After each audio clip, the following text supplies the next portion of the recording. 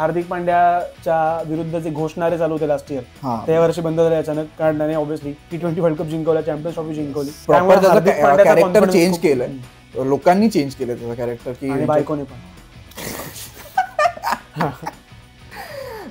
की प्रॉपर त्याला बू करण्यापासून की भाई कसा चुती आहेस तू, जीटीला सोडून बरं त्याचे गुजरातचे लोक पण त्याची मारत होते की कसा कसा. हार्दिक पांड्यावरती देशाचं प्रेम आहे, त्याची प्रत्येक स्टेडियमवरती लोकांनी वाजवली लास्ट इयर, पण यावर्षी तेच झालं की हार्दिक पांड्याला लोकांनी, तेच म्हणतो ना, गुजराती असून त्याला गुजरातमध्ये बू करण्यात येत होतं, जेव्हा पुन्हा तेच तुझ्या भाषेत हे IPL आहे, इथे हे सगळे सेंटिमेंट हे तेच आहे. पण नाही भाई, मला त्याचा एक प्रॉपर एक तो व्हिडिओ आठवतोय की मुंबईचे लवडे लागलेले वगैरे काय झालेलं गेल्या वर्षी 10व्या नंबरला वगैरे होती, आणि त्याचा एक असा फोटो होता, असा बसलाय डगआउट मध्ये एकटाच, आणि अशी एक मोठी फ्रेम लागली, कडक होतं. पण त्याचं कारण वेगळं होतं, नंतर कळलं आपल्याला. तर पण तू इमॅजिन कर ना, तुझ्या पर्सनल लाईफ मध्ये एवढे लवडे लागले तुझे, तुझ्या प्रोफेशनल लाईफ मध्ये लोक तुझी मारतायत. I can relate. काय पर्सनल लाईफ मध्ये काय झालं नाही सांगायचं, नाही बोलू.